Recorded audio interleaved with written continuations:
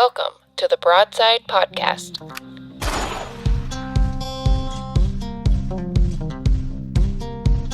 With host, my dad, Andy Elliott. All right, welcome back to the Broadside Podcast. I am your host, Andy Elliott. This episode was a little different. It's probably the least amount of work I've had to do on any of these episodes. But I was reached out to by Josh Caple and asked if maybe I wanted to be a moderator and help put together a almost fireside chat style conversation with a commissioner with the Washington State Department of Fish and Wildlife. We got that going. So here we are. We sat down with Commissioner John Lehmkuhl and a bunch of guys who are vested interest in hunting in the state, like James Forslund, Dane Czarneki, Josh Caple, Will Christison, Joel Swecker, and Mike Herz. The guys just kind of had a great chat, a little transparency, clearing up some questions, and so without giving too much away, it was a good, peaceful chat. I didn't have to drop the hammer and mute anybody. So we sat down for a couple hours and take some time and check it out. Thanks. All right. Yeah. So we'll just start with everybody introducing themselves. I don't know what your guys' screen looks like, but top left is James. So I'll just start with you, James. Okay. Yeah. So I'm James. I'm not going to introduce myself as a hunter yet, but I have a small business here in Washington State. Actually, a couple of them, specialize in carpet cleaning and water damage restoration. And I have interest in a lot of different things, but the main reason why I'm here is because I have an interstate's direction that we're going with hunting and fishing in regards to consumptive use and stuff like that. You'll move on to the next. All righty, Dane, you want to go ahead and introduce yourself for us? Yeah. Hey, everyone. My name's Dane Czarneki. I've always had a strong passion for the outdoors, way before hunting, and now hunting has really changed my view on public lands and just the way I view life. And I disagree with the current direction, and I want to advocate for it every chance I get. Okay. Commissioner Lehmkuhl, would you like to introduce yourself? Yeah, I'm John Lehmkuhl. I live in Wenatchee. I've lived in Washington here for since '83, however long that is. That's about 40 years almost. I grew up in Southern California. I was crazy for wildlife as a kid and liked to fish and hunt, and escaped from Southern California and went to Humboldt State and got a bachelor's in wildlife management, and then did some other things, went in the Peace Corps, went to the University of Montana and studied elk for master's degree in wildlife biology, and worked for the Forest Service in New Mexico, and then came to Washington and went to the University of Washington and got a PhD in forest science with wildlife biology, which basically the forest science was just sort of the everything. Wow. And I worked for the Forest Service. I worked for the Forest Service for about 30 years and then retired about 10 years ago here in Wenatchee. And, I did a bunch of things between retirement and last year. And then somebody said, "Oh, you ought to apply for the Fish and Wildlife Commission." And so I thought about it and I said, "Okay, I'll do that." And I did, and here I am. Yeah. All righty. Yeah. Thank you, Josh. Go ahead and introduce yourself. Hey, my name's Josh Caple. I have a small construction business that I run, as well as working full-time for a general contractor. I still consider myself a relatively new resident of Washington. I've been here since 2016. I've been spent a lot of time all over the Southwest, a significant amount of time in Utah, and Colorado. So I've experienced the outdoors in a pretty vast variety. Here in Washington, it's a little bit different, and that's primarily why I wanted to get everybody together and have a little discussion. All right, thanks. Go ahead, Mike. My name is Mike Hers, born and raised in Washington, lived down here in Southwest Washington, Kalama. By trade, I'm a structural iron worker. I don't do too much of that anymore. I'm more behind a desk now, telling everybody else what to do. My passion for a lot of years, and still is, but I focused on my kids a lot between sports and getting them into the outdoors, hunting, fishing, raised them up to be successful members of society, and just became a grandparent here in December. And as time has gone on, I started to focus a little bit more on my kids and my kids' future and now my grandkids' future, and what we're going to leave for them, what opportunities they're going to have. And I've become pretty embroiled in this wildlife conservation movement, and I just hope that I can make some changes for the better and kind of shed some light on what's going on. All right, Joel. Yeah, my name is Joel Swecker. I'm born, bred, and raised in Washington State. My father was actually a state senator for 18 years and was very actively involved with, he was the first salmon farmer in Washington State. So I'm kind of more from the fisheries side of things, but grew up and watched him go into the legislature and kind of fight against a lot of environmental regulation and stuff. So I've kind of grown up with seeing a lot of that and how that's been going on. I'm a full-time fireman, been fireman for 23 years. I started a taxidermy business about 10 years ago, which is now my second full-time gig, and avid outdoorsman. And just kind of, I'm not real pleased with kind of the direction of where I'm seeing Washington going as far as wildlife management and kind of the idea of conservation. And so I've just kind of gotten involved with that, and it being a taxidermist also gives me kind of an interesting view of seeing what comes in here and hearing from the boots on the ground people that are out there, and then also being out there in the woods myself. So I just kind of, like Mike was saying, I like being involved with seeing where the future is going for both my kids, and then also being a part of several programs that introduce kids to the outdoors. So that's kind of just taking more interest in this now. All right, thanks, Joel. Go ahead, Will. You will. Yeah, so I'm Will Christison. Some would call me an early onset or an adult onset hunter, but I've always been an avid lover of nature. I grew up in the San Juan Islands, so a really beautiful place where the marine biology is very vast and has a very, diverse structure and all that stuff. Loved being out on the water, loved fishing. Just recently, the past 3 years, I've gotten into hunting, specifically bear hunting. And so that kind of got me involved in the commission meetings and all of the decision making around that. So I'm just here to advocate for the things I think are important and support hunting, angling, talk to people like humans and not get upset. That's my number one thing. So nice to meet y'all. All right, thanks, Will. I don't think I've ever really introduced myself on any of these, but I'm Andy Elliott. I hunted most of my life, but more so I'm a dad of 2 kids. I'm a small-time federally licensed firearms dealer here in Central Washington. I have a general contracting license, and I also work for another construction company. I've lived in Washington my whole life, other than 3 months out of 3 summers I stayed in a camper trailer and lived in Yellowstone National Park.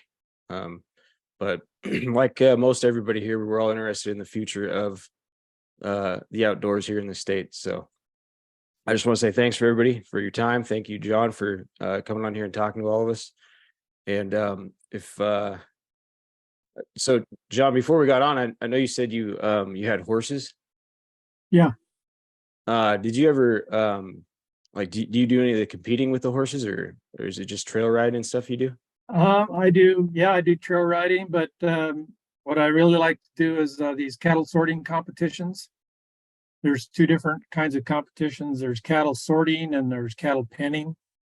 And we do sorting here in Appalachia, Wenatchee here. The horse club it's called Appalachia.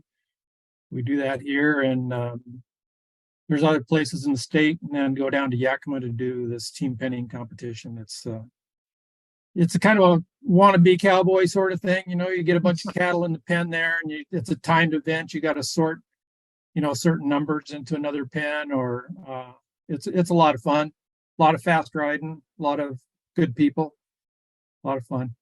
Nice. Yeah.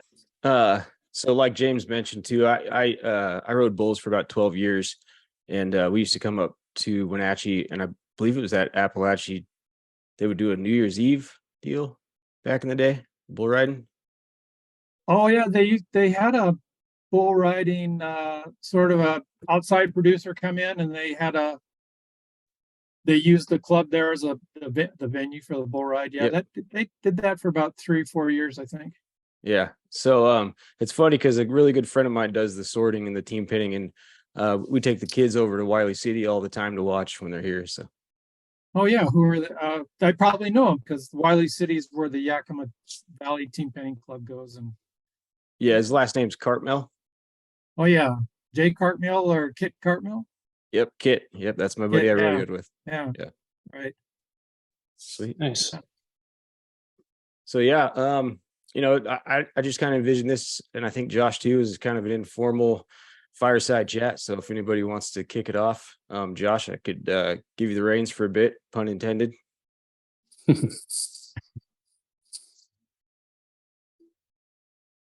think you're muted, Josh. So I was muted. Yeah, thanks. I do want to keep this kind of a conversation rolling here. I definitely have some questions. Some of them are probably more difficult than others, but I guess we'll probably just ease our way into those. So, are you still active hunting and fishing, John? Yeah, I am. I probably I think I've lived here, Washington, since '83, and I was going to school. I probably didn't have time for much hunting, but probably almost every year I've had a hunting license. So I do mostly bird hunting, chukar and pheasants, and I've gone deer hunting a few times last number of years. My friend calls me up and says, "Hey, you want to go?" I'll go, but it's generally pretty crowded around here. So it's like, I hunted in Montana. I lived in Montana for a while, and you get kind of spoiled if you live in Montana. But yeah, it takes a lot of time, and yeah, there's a lot of people up there too. Do you have any better luck drawing any quality tags than the rest of us? No, I haven't actually. I haven't actually put in my name for any draws. I just got over the counter deer tags, and I think I won on an elk hunt one year, but mostly just birds, ducks. Not so much ducks anymore, but yeah. But Ducks are tough to get after. Huh? Yeah, chucker's not a small feat going after those things. Those are, when we're in Utah, I see those things in some god awful places, and I'm thinking, man, people actually hunt these critters. They are crazy birds. Yeah, I'm getting a little as I get older, it's like the heights that I'm getting in terms of chukar hunting is getting lower and lower all the time, So it's like I go out to the parking lot and I kind of hunt some of the low country there, and I'll get back to the parking lot and I'll see these guys, 30-some-year-old guys there in the parking lot. It's like, where'd you go today? Well, we started out at 8:00 and we went all the way to the ridge top, and we went out and came back around, and it's 3:00 now. It's like, yeah, I used to do that, Not anymore. So I guess just jumping in here, there seems to be a pretty general consensus, at least among hunters and anglers, that there's a lack of trust for the commission as a whole. I'm wondering, do you have anything to weigh in on why there are feelings that there's just a general lack of distrust and maybe a lack of transparency? Yeah, well, that's a good question, and it sort of stumps me a little bit because, well, I've only been on the commission for 18 months, so I'm not sure, did that trust issue occur before I got on the commission? I mean, when did it sort of start? Maybe that would help me a little bit, try and understand. I don't know, just, you got to. So I'm relatively new to the current issues as well. I would say within the last 18 months as well. I can't speak to anything further back than that. Yeah. Well, I mean, go ahead. I was going to say I could chime in a little bit on that. So I would say that there's just been a general stigma that's kind of followed the commission over the years when it comes to a distrust. I can think back just to a personal time back in 2000. I want to say it was 2007, 2008 when we lost the retention season for Puget Sound for Surgeon. And that was a big ordeal. That was the first battle that I had with the commission back then, and reasoning for which that they closed the season, and then the reasoning why they haven't opened afterwards just didn't make common sense to me. And I think for a lot of people who are involved with all these different issues, that's just one instance. And I think that there's multiple instances where there's a divide between hunters and anglers on their logic behind things and what the commission sees as, terms for changing something. And it's not necessarily always the commission's fault, because sometimes there's not the information, out there and the science out there to support their theory or the hunters and anglers theories. But in certain circumstances, there has been enough information and then they've gone the other direction. And that, I think, creates that divide, at least in my opinion. Yeah. Well, I guess I got two parts to the answer here. One is that, it's Washington is like the second densest state in the Western US behind California, and it has the smallest land area. So, there's a tremendous amount of pressure, not just from hunters and fishermen, but from just the general population on habitat and pollution, all kinds of things. And then you have lots of people have different opinions about what should be done. So, just for example, I think Montana has the 10th of the population density of Washington, and Idaho, is 5 times less. And so anyway, there's just a lot more competition, more voices out there, a lot more impacts on the environment and wildlife populations. So that's sort of a tension point for everybody, I think, for you guys and for people on the other side of the coin, and I guess just from my experience in the last 18 months, I mean, it seems to me, the spring bear hunting issue obviously was very controversial, and that seems to be sort of like the starting point, or the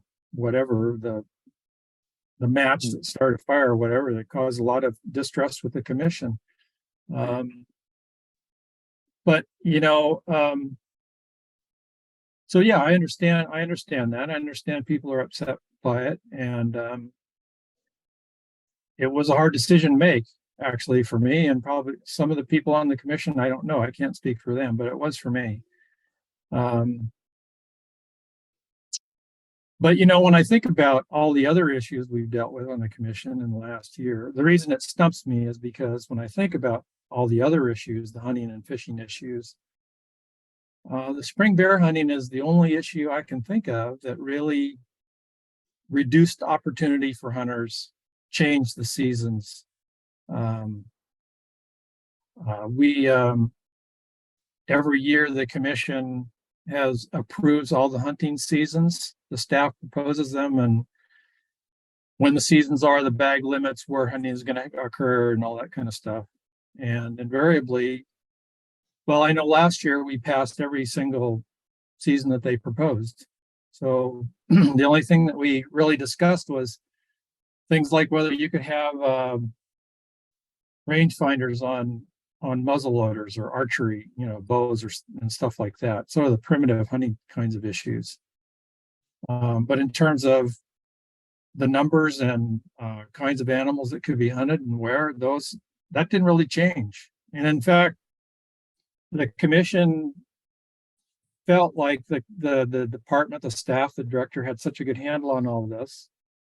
And we voted pretty much unanimously, as I recall, on all these different seasons, every single deer season, elk, all the different seasons. That we just delegated it to the director. We said, we think you guys are doing a good job on this. You just come up with the seasons and the director will approve them. You don't need to run them by us.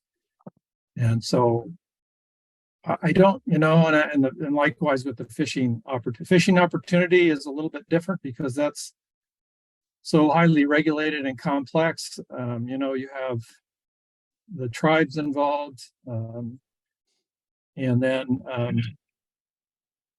you have the different states, and they spend, like the director spends a whole 2 weeks or 2 or 3 weeks on this every year on this what they call a North of Falcon process, which is basically everybody's getting together and figuring out how many fish are coming back and who gets to catch what.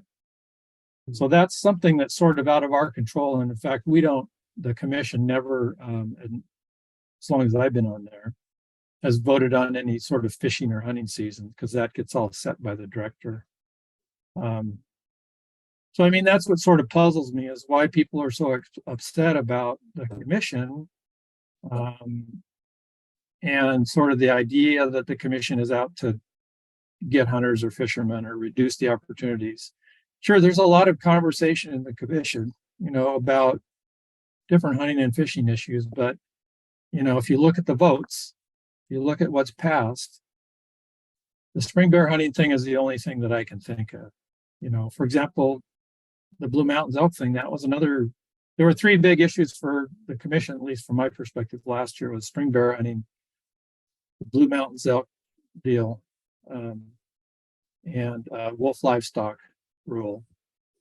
And, there was a lot of conversation about Blue Mountains elk, and I think the department did a good job on their analysis, their assessment of the risk and all that. Lots of questions, questions. You expect to have lots of questions from people. But in the end, the staff wanted to have a double bag limit for cougars in the Blue Mountains, and the commission voted for it. It was a 5-4 vote, but it still passed. So, there's that. Because I read places that the commission didn't support the department on the Blue Mountains elk. Well, we did, in fact. And they're continuing to do the research, so there's more coming out on that. I don't know when they're going to give an update, to the public. So that's kind of a long answer for your question, but that's sort of what puzzles me, and I guess I've said that at different commission meetings and in the past, and I keep hearing the same thing. Hey, John, this is Mike. Yeah. So I may have a little bit to add to what the frustration is, and it's not necessarily with 100% all the spring bear. I think that's maybe the straw that broke the camel's back.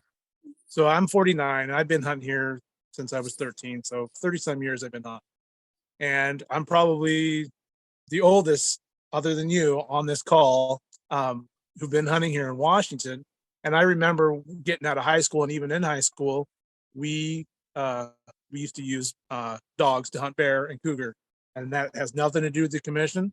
Absolutely zero. It was all a voter initiative, and I wish that more people who are hunting right now understood that, because I see a lot of comments in the new game management plan that's coming out about what people want, and they all want spring bear, or they want baiting back, and they want hounds back. What they don't understand is you guys have zero to do with that. And that kind of shows how many people are still uninformed of how things are working here in the state. That being said, that was back in '96.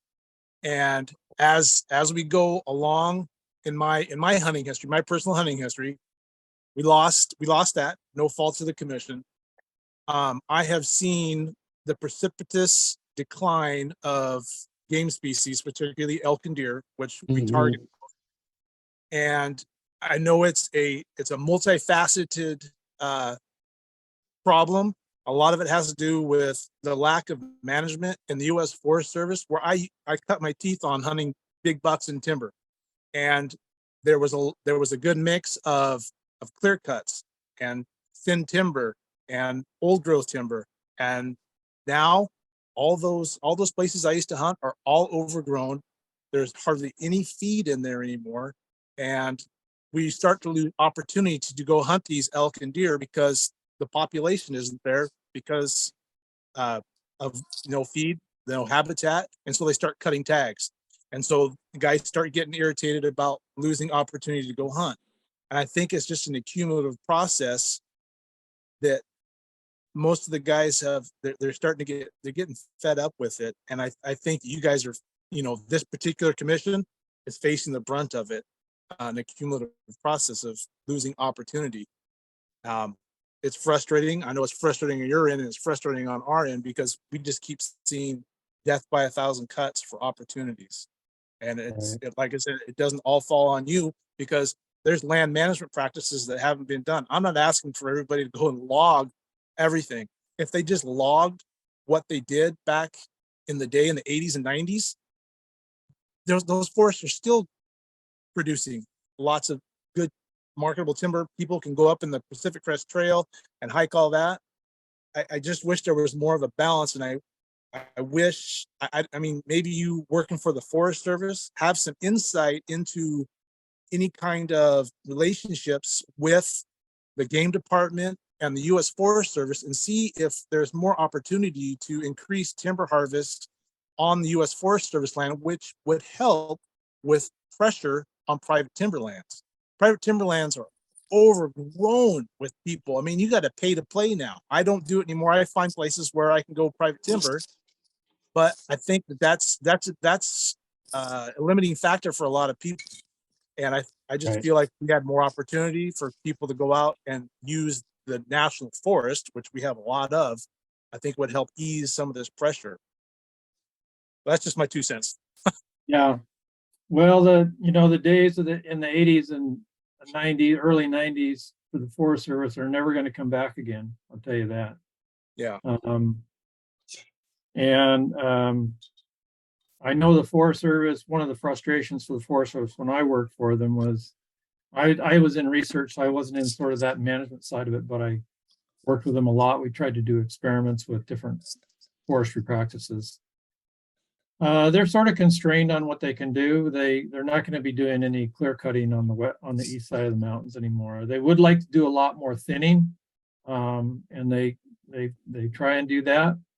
I don't know, how fast they're doing it these days. Part of their constraint is it's sometimes difficult to sell the product. And so they'll do these timber sales and it'll be hard to sell the product. At least that's the way it was when I was working. I think they're probably doing more now than they were probably when I was retired, which was 10 years ago. DNR's gotten involved and has lots of sort of cooperative agreements with the Forest Service. The DNR can work a lot faster. They can propose a timber sale and have it cut the second year. Forest Service, it takes almost 5 years for them to actually cut a log. So yeah, I think that the Fish and Wildlife Department does have a good relationship with the Forest Service, but the Wildlife Department has very little say over what the Forest Service does or how fast they work or anything like that. So that's something that you have to take up with the Forest Service, I guess. Yeah. I don't hear that much about them anymore. I used to hear a lot about them locally in the newspaper, but I don't hear that much about them, so I don't know what they're up to. Yeah, they have a website you go on and you can, like you're saying, the proposed timber cuts. I sit there and watch and years go by before they even get in there and do any kind of cutting. They're not doing any clear cutting, they're doing thinning, and it has up, but like you said, it's 3 to 5 years easy before they even strike up the saw. Yeah. And then, you know, a lot of places, a lot of the private timberlands in the Cascades anyway, some of those have been cut within the last 20 years, and they're not going to get cut again for, you know, another 40 or 60 years or something like that. It grows pretty slow over here on the east side.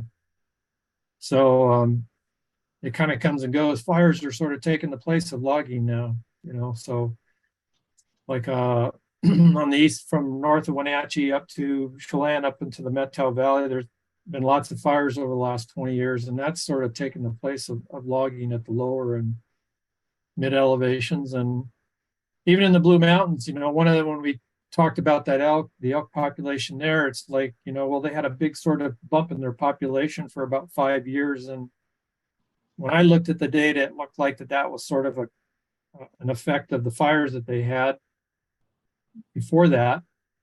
And so the fires, the research that I've seen shows that the forage quality and quantity is really good for like up to 5 or 7 years after a fire, depending on the elevation.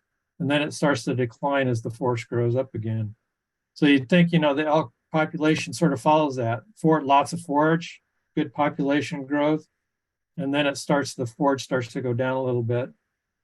The other thing is, you know, that particularly in the Blue Mountains, there's a big elk research station in La Grande, Oregon, in that part of the Blue Mountains. They've been doing elk research for 50 years. It's a Forest Service lab called Starkey Experimental Range. They've done a lot of work, and they have some work coming out pretty soon. I don't know if they've published it yet, but showing that just in the last number of years, the forage quantity and quality, the forage starts to senesce and dry out like 3 weeks earlier now in the Blue Mountains than it did 10 years ago, 15 years ago. So that is going to be affecting the deer and elk populations as well. Those kinds of things are happening. And that all has to do with drought. You know, we're getting more drier weather, warmer weather.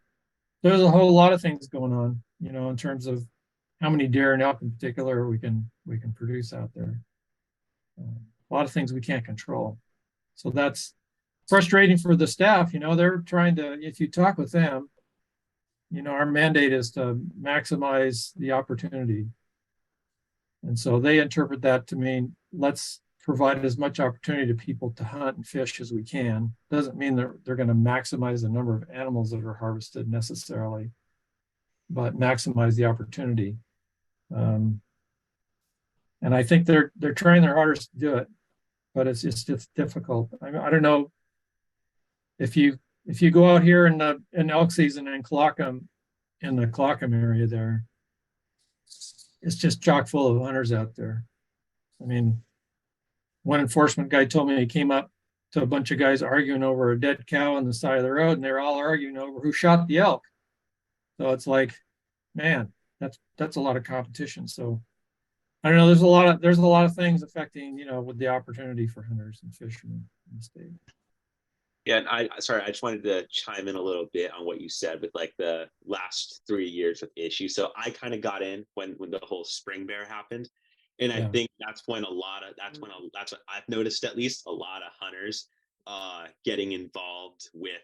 They got involved with spring bear, and I know you talked about fishing. That's a rabbit hole. I'm not going to go down, but I think with those 3 issues, like Blue Mountain elk, I don't know how much you can say about it, but former commissioner Fred Kuntz, there was so much pressure because that involved the Blue Mountain elk herd, and that caused him to resign. And that was just kind of my 2 cents. Like, that's just something that I've noticed with spring bear. And I know you said that, like, spring bear, Blue Mountain elk, and sorry, I can't remember the other thing. Those 3 things were like the main issue. Yeah, wolf. Wolf livestock. Yeah, those were like the main issues. And I think for hunters, from what I've noticed, is not just like necessarily hunting issues, but it's comments and actions that have been said in the past. Like, I know there are other commissioners who have made comments that's caused a big uproar. So that's just kind of my 2 cents on that, because I noticed when a certain comment is said, it gets a lot of people involved more. That's just me. And it's called trigger words, Dan. Yeah, trigger words. Thank you. Yeah. That's the one. Mm-hmm. Yeah, I could. Yeah, I can understand that for sure. I think for me, like the spring bear, and that's why I'm kind of chiming on it, because it was like one of my questions was that this, I think what, for me personally, what really instilled a lot of distrust, and I heard this from numerous clients that came in, Mike is truly correct in that a lot of it is misinformation and people just simply don't get involved. So they don't understand what you guys do, what you're involved in. And so they'll go down rabbit holes and they'll say they distrust. But I know when I listened in on the spring bear, I think the areas that I really kind of felt like, man, I don't, that really instilled distrust was, one was the reasons for not having the spring bear, the things that were said that they were incredibly, I'm not going to go into all the reasons, but there were several reasons why there were certain commissioners that had a problem with it. And those items got rebuted and proven to be wrong. And they still stuck by them. The other thing that really frustrated me is that you guys had a large carnivore specialist who I thought gave one of the best reports I've ever heard. And she, even though you can tell she loves the bears, she was an advocate for them. She even said, this is a management tool that I think we need to have because we're at the doorstep, or we're basically almost overpopulated with the numbers that we had. And to me, where it really went sideways was that there was commissioners that said, well, sorry, we don't believe that. They didn't take the information that the own biologist gave to them, and they decided to go the opposite direction. And, for the fact of the age of, basing science, especially with the new proposal, in those words, it says, we're going to make science-based decisions. Well, it was science-based facts, and the decisions went the opposite direction. And with me on that, that's where I was like, you know what? That instills distrust in me, because you're saying you're going to do that, or the commission said they're at least going to entertain that. And I heard comments, and it wasn't from you, but I heard comments from other commissioners that was like, absolute, complete, I don't believe that. And it was based off of facts. And so I think that's, for me, and that's what I've heard from a lot of people, that's where a lot of that distrust started occurring. And then after they got rid of spring bear, they went right on to start talking about sheep and getting rid of sheep hunts. And I understand that, and they had the biologist for the sheep, the sheep biologist was in there talking about it. And I understand that there's a problem with the pneumonia in the sheep and that some of the numbers are down. But instead of saying, what can we do? One of the commissioners suggested, well, let's just get rid of sheep hunting altogether. And even the own biologist says, well, that's not the answer. And she said, well, that's the route we should go. So I think that's where the distrust starts coming in, is when it's like, it's kind of what Dane said. It's comments, and it's like, well, that's against what you guys are saying you're going to do. So anyway, that's my 2 cents on that. Yeah, I think the thing to remember is that's just one person's opinion, and it's good to have a wide-ranging conversation, because the commission is supposed to represent sort of the people of Washington. I mean, if you think of the public trust idea, wildlife is a part of the public trust, and we're the managers of the trust. And so, it's good to have all kinds of different opinions. But if somebody says that, I'm sure, and I do recall one of the commissioners said that, the commissioners say things that I'm not that keen about as well. So, but at the end of the day, it's just like, you have to look at what the result was. Well, I think that sheep season got passed that year. It didn't get changed. We didn't go against the recommendation, but the spring bear thing is, that's, we could spend a whole bunch of time talking about that. At the very beginning of my tenure there, I started in January last year, and I think in February or so, we had some discussion, maybe some vote, I don't know, but the commission did vote, because everybody was arguing about the science. Just like you said, people were saying, oh, I don't think that that's good enough, or that's not complete, or whatever. It was not only the commission arguing among themselves, but questioning the staff. Well, what about this? What about that? The public questioned us, the public questioned each other. So, the commission did vote to have sort of what Commissioner McIsaac used to call a deep dive, basically sort of a comprehensive thing of like, okay, what are all the issues? There are documents that the staff produced that have all these issues in them, but it's like, 80 pages long, and just the way it was done was not very conducive to at that time. So I think what I was looking for was something that was really concise, like, 10 pages that said, here are all the issues, what's the population density? What's the impact of the hunt on the population? What's the issue with shooting sows and cubs, orphaning cubs? What's the magnitude of that? What's the range? You heard Stephanie Simek, the biologist I think you were talking about, she gave a presentation of a study that they'd done for 1 year, and they only found one female that was pregnant. Well, okay, that's sort of the lower limit. I mean, that was only 1 year that they did that. And we got lots of letters and public testimony from other people that had different kinds of data. So that was like, and that's the thing about science, is like, I can't tell you. I mean, I was a wildlife scientist. I wrote papers and got them published and stuff about small mammals and birds, and I had elk papers and stuff, but I can't tell you how many times I submitted a paper to get published and thinking it was the best available science. But it goes through some review process, and it has a couple people looking at it or more, and they come back every time almost. There's a lot of comments. Well, how come you did it this way? Well, I don't agree with your interpretation of that, or you did the data analysis wrong. So it's not like just because the commissioners ask questions of the staff about their work doesn't mean that we don't believe them.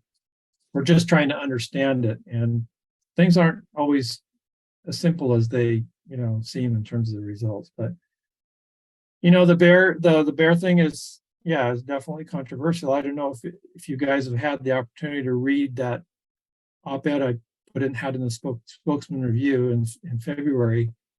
I mean, to me, that sort of discussed the issue from sort of both sides of the coin, and to me, what the main management issues were in terms of bears. But we could talk about that for a long time if you want. I wanted to chime in on that op-ed. Yeah, sure. Because I think I recall talking to you right after the meeting.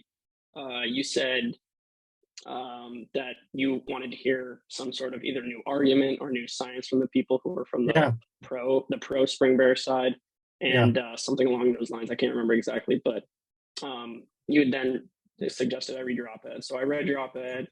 I think that you have a pretty good take on it. You can kind of come from both sides and see both sides of the argument. Since you were such a new commissioner, I can tell that probably helped on that. You weren't like stuck in your ways or something like that. But I was just wondering, so you said new science or something that would change the conversation.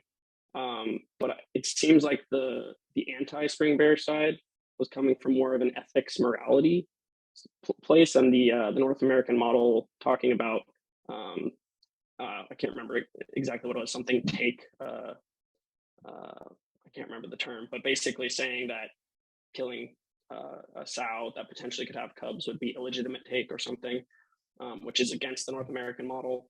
But that seems kind of more like an ethical issue rather than a science-based issue. So when you said you want to hear new science from the pro spring bear side, it seems like, how is science going to, solve an issue that was more ethical? Like, what is that going to do to the people that voted for canceling spring bear if they were voting based on ethics? So personally, I guess for you, you were kind of on the fence, I think, and that last fifth vote. So what kind of, do you think comprehensive science would change your mind or your other commissioners' minds, or what level of science you're going to need to see? I hope that makes sense. Well, I think that in a lot of these decisions, there's a science component to it, but there's also always, there's going to be some sort of values or emotional values, whatever you want to call it. Values is probably a better word in terms of my thinking about what's acceptable or not. And that sort of gets to your question. That term that they use in the North American model is legitimate use. So that's one of the principles. So what I tried to say in that little article was, in terms of legitimate use, is that if we look at spring bear and we say, okay, the numbers of cubs that could be orphaned could vary anywhere from 2 to 20. We never got to that kind of conversation, because some people were saying, well, it could be as many as 20 or 30. Stephanie Simic was saying it was just 2. So, okay, there's a range from 2 to 30. We got some comments that said, well, any number is unacceptable. Right. I think, Well, so that's a value statement, right? That's their values. And so what I wanted to hear from people in terms of that issue is saying, I think it is okay, legitimate, to have that many cubs die. And I talked to a bear biologist in Alaska that I'd gone to school with, and he said, it doesn't really bother me that many cubs could die because, a lot of cubs die anyway, naturally. And so this is just sort of compensating for ones that would die anyway. And that's sort of a compensatory mentality, is sort of a baseline sort of thing for hunting theory. So that's, there's always going to be some sort of value in there. I guess, some of the science would be, the thing that was problematic about the spring bear hunt was that the game management plan said that its purpose is to solve management issues like timber damage, predation on elk, deer, cat, young, and human wildlife interactions. But, there is no data on there. They've been hunting bears in the springtime for, 30 years maybe or more. And they have no data to say, this is how much damage there is in the woods. This is what our hunt does to eliminate that damage. And the timber companies won't share that kind of information, the big companies, because they won't. It's their business information and they don't want to share it. So if somebody was to come up with some good data that said, yeah, we think that bear hunting by recreational hunters could solve some of these timber damage problems, then that would be a step forward, I think, to do that. I could show you half a dozen areas in Washington close to where I live where timber damage is a real thing. Yeah, I mean, no one disputes that the bears peel trees, yeah, for sure, and bears kill elk calves. The question is, can a hunt like this be effective in actually solving that problem? And I think in the last few years, the department has said, well, we don't really know, but that issue is sort of secondary now. And so we're proposing this hunt to be a recreational hunt, a sport hunt. If I could chime in just for a second, I have a little bit of intel on that. So I've been the beneficiary of a couple of spring tags over the years, some on the east side of Washington and some on the west side of Washington. And the ones that I drew on the west side of Washington were devoted strictly to helping bring timber damage to a minimum in certain areas. And the tags that I drew were so specific that you would get keys to certain gates. And in those gates, they would give you printed maps of the areas in which the timber damage was the highest. And you would focus directly on those areas. It wasn't a unit to unit thing. It wasn't across the board. It was specific areas highlighted on like satellite maps. And me personally, I focused on one specific area that had the most damage that I found and actually killed that specific bear that was causing that damage. So in like a boots on the ground kind of way, yes, it does work to eliminate timber damage. I know personally through experience that that's the truth. So I don't know where or why we don't have that information. If the department is giving me in my hands a detailed map of timber damages in specific areas, why that information is not available anymore. Yeah. Was that tag you drew? Was that with a regular spring bear hunt, or was that a special tag for, because they have conflict hunts where landowners can say, we're having bear problems. It was a state acquired spring bear tag. So Yeah. it was for gosh, I'm trying to remember. There's a couple of them. There was Skagit, North Skagit, and then this one was called Monroe. Yeah. And I drew it 2 different years, and both 1 year I was successful, 1 year I was not. But each time I was in there, I was strictly focusing on timber damage. Well, I actually shot that bear peeling a tree. So, well, it worked in your case then. But you know, if there were 600 other hunters out there in the state, how well did it work for them? That's the sort of the big question is, you know, what impact did they have? Right. So it was an east side, west side thing for me, because I know east side is a lot different. They don't peel trees as much. Over here on the west side, it's like, you know, 20-year-old, 10 to 20-year-old hemlocks and firs and stuff like that are the most damaged. They don't peel pines and stuff in Eastern Washington like they do over here. So it's, you know, apples to oranges. Right. Yeah.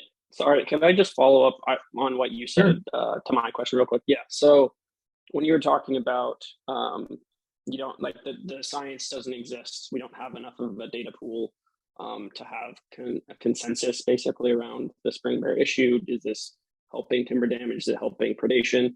I think I can't remember for sure, but I think it's part of the commission or part of the department's goal to not take away opportunity in the absence of data.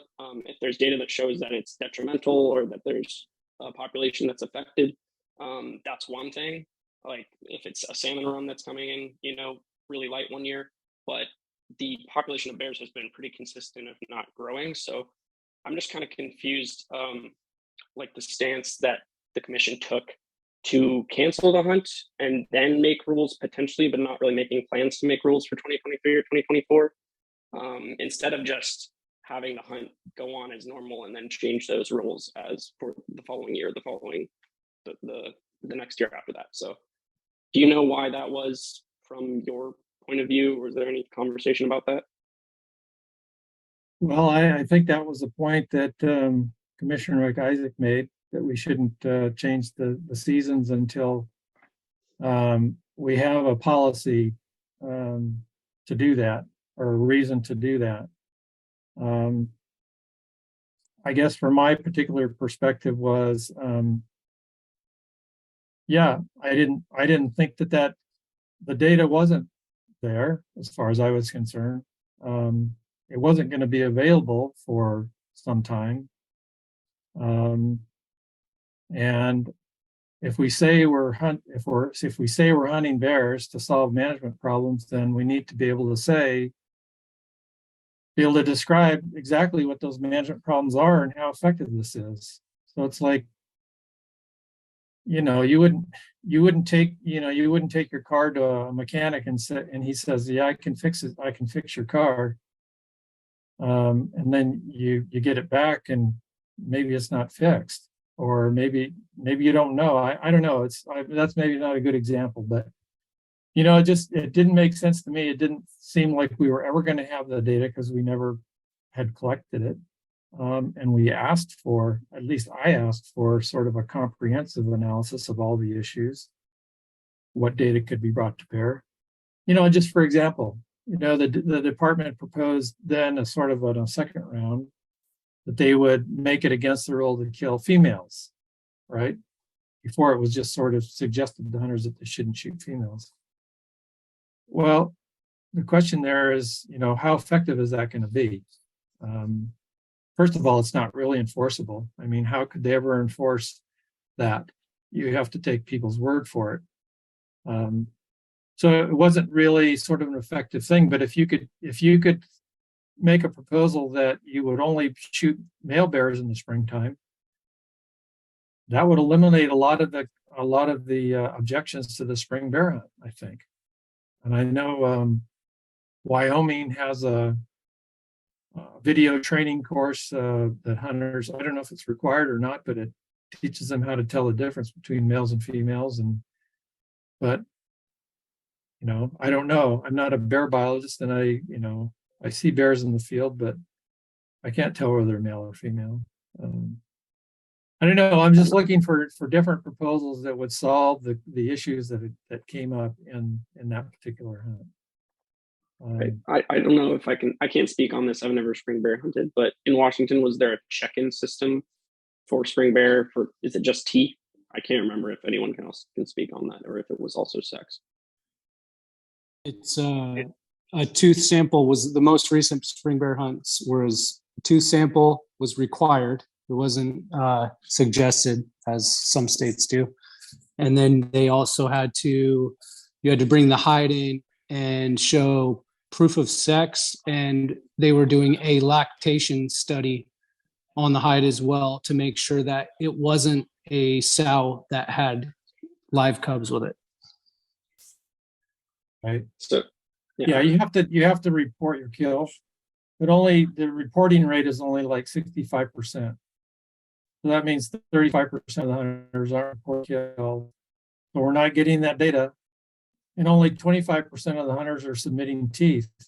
So the tooth data is used to age the animals, and that in turn is used to help understand what the population is doing and harvest. So, that was another issue, is that, the data set is incomplete. We're making these decisions on bears, and we don't have all the data that we should. So I kind of went down a rabbit hole today in preparation for this meeting. Yeah.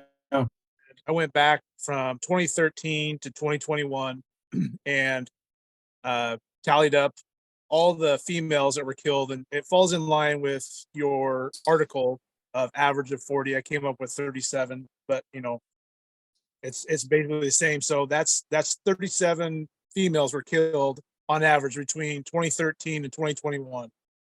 And I also saw that the take on bears has substantially gone up since 2013. 2013, there was roughly 1,200 bears, and that's with a spring bear hunt, and there were 21,000 hunters. In 2022, with no spring bear hunt, the harvest was 2,200, right, with only 19,000 hunters. Mm. Just real quick, that shows me that bear population is thriving, and that's most of these years they average a spring bear hunt. It was just the 1 year. It's a 56% increase in harvest from 13 to 2022, with a decrease of about 2,400 hunters. I mean, to me, just layman, I can see that this population is absolutely thriving. And I, just from a personal standpoint, have seen more bears in the last 5 years than I have ever seen the whole time I've ever been hunting. And my kid, who is my youngest boy, he just turned 21. He's already taken 2 bears. I've only taken 3 bears my entire life, and he's got 2 already. And every year, the last couple of years, he's seeing more and more bears. It's pretty eye-opening for me just today seeing these numbers, and the percentage of success for spring bear varied between 28 to 19%. So it was pretty average, but the percent of general season went up from 5.5 all the way up to 12% success rate, which is approaching deer and elk numbers. Mm-hmm. Pretty crazy for me to see that. Well, in that time period, they upped the bag limit on bears, so you could shoot 2 bears, right? Yep. So No, it's always been 2. no, it was just raised not too long ago, before I got on the commission. No, it's been two bears since before I even started bear hunting, and that was in 2002, 2003. Well, you can check it out, but I'm pretty sure that the number of bears killed is a function of how many bears are out there, but then also the amount of effort that's being put in for bear hunting, how many hunters are out there, how many days they're out in the field. So it's not just simply if there's more bears killed, then there has to be more bears out there. The other part of the equation is the hunter effort. So the department is looking at, catch per unit effort. In other words, kills per unit effort for hunters. And I'm not sure exactly how they do that, but they say, well, it's going down, which means that, fewer hunters are killing more bears, basically. Well, that sort of aligns with what you're saying there. And is that because there's more bears? I don't know. We have to ask the bear biologists in the department. They're doing the density studies right now to try and estimate the densities of bears. I don't think anybody knows whether they're going up or down. If the success rate for bear hunting is 25% of the hunters, that means that there are 75% of the hunters out there aren't seeing any bears to kill. So what about them? So that's the other side of the coin in terms of how many bears are out there. I hear people say, there's a lot more bears, there's a lot more cougars, but the department doesn't really have any data to show that. So, I mean, I believe your personal experience, these bears out there. Yeah. So, anyway.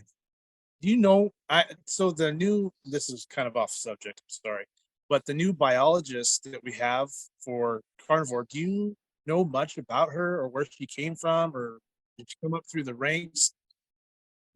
No, she's from, I don't know. She's not from Washington. I think she just started like 2 weeks ago. And Right. She gave a presentation at the last commission meeting. And that was the first I'd seen her. So I don't know anything about her. But all these issues about bears and cougars are going to come up again in the real near future here, because the staff is working on the bear and cougar chapters for the game management plan. And that basically, presumably, is sort of the guidelines for setting the seasons and bag limits and all that kind of stuff. So I haven't seen anything myself. I don't know if it's going to be different or what, but Okay. Sorry. Keep an eye on that. Go ahead. Yeah, just keep an eye on that in terms of the commission work there. Okay.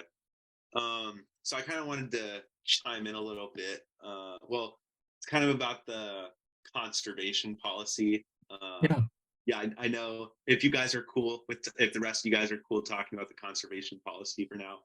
I was going to ask John how much time he had. Yeah, well, I got another half hour. I could go to 7 o'clock if you guys really want to talk that long. Yeah, we can do that.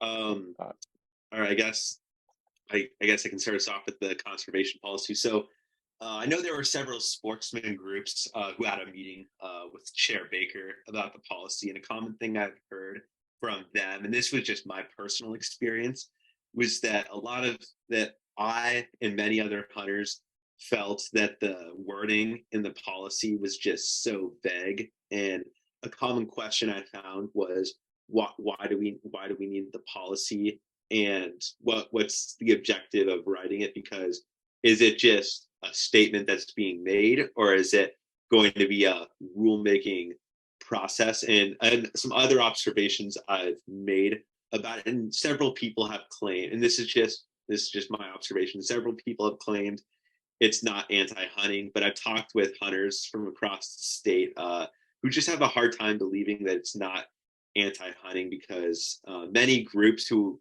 are on the other side of the coin, almost all of them are pro-policy, but not a single sportsman group has come out in support of it. And I think the two biggest things for me was seeing Conservation Northwest come out against it, because they have a very close partnership with the department. And then former Commissioner Thorburn came out against the policy, and she had a lot of strong stuff to say about it. And I just wanted to kind of ask you, like, why do you think that is? And after the June meeting, will the policy be rewritten as to where the wording is not so vague, so to speak?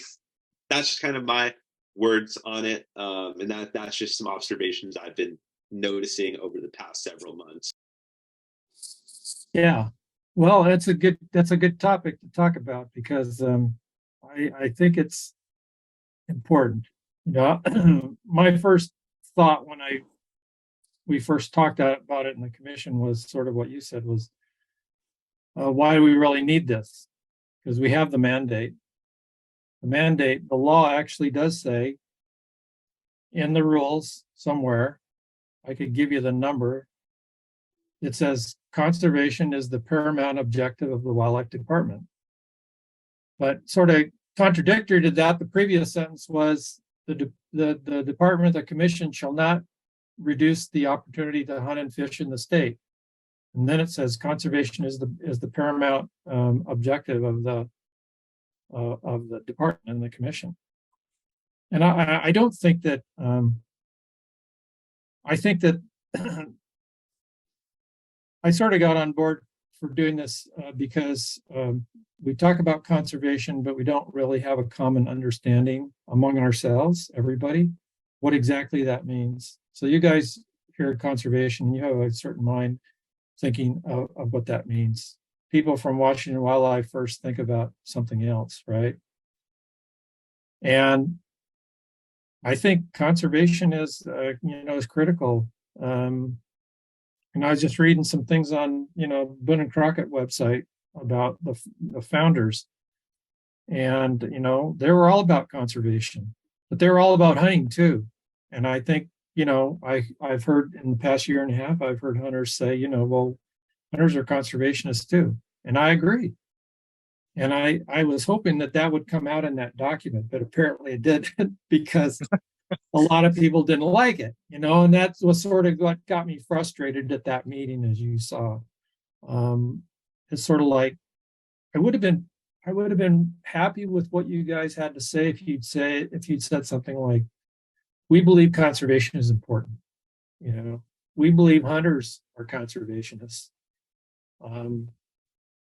And I would have liked to have heard you say, or what I would like this policy to do is have sort of a common basis that we can all understand and agree to, because there's a lot of things that we don't agree to, right? I mean, I get that at all the meetings, but I thought that, everybody could get around conservation and use this policy to define all the different aspects of conservation, so that everybody could say, I don't agree with you guys at Washington Wildlife First on a whole bunch of things, but I can agree that conservation is important. Now, how do we do that? That's the hard part, and so, really we do have, and part of the reason for having these drafts and people comment on them is that nothing's ever perfect, when you put it out there to begin with. And so obviously there's a lot of things in there. I mean, I read it and I thought, yeah, I would change the wording on some of that stuff a little bit,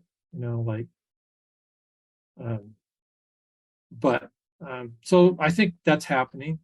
And hopefully we can come up with something that everybody can agree with, because I think we have to have, everybody interested in wildlife in Washington State is interested in wildlife, right? For different reasons, but they're all interested in wildlife. And I'm assuming that hunters are interested in, woodpeckers and all the other things that aren't hunted, right? I mean, I'm hunted and fished all my life. So, and that's sort of the point about the conservation policy, is that, we're looking at sort of the big picture. Conservation can be a lot of things. Hunters can contribute in a lot of ways, not only for game species, but in terms of habitat conservation management and all kinds of ways to do it. And that's the thing that I'd like to see come out of this policy, is that everybody could agree on one thing: conservation is important, and then we can argue about hunting seasons if you want to and that kind of stuff. But that's what sort of got me going at that meeting. Was, I kept hearing people say, well, we believe hunting is important, and what I was wanting people to say, we think that conservation is important and we can contribute. You need to change the wording on this and that. I mean, that's a kind of a given. And just because, somebody in Washington Wildlife First thinks that the policy is good doesn't mean you can't think it's good too. So that's sort of that's sort of my whole point about, something we can all agree on. I mean, gosh, we got to agree on something, right? I mean, I argue with my family all the time, but we have, things that we agree on.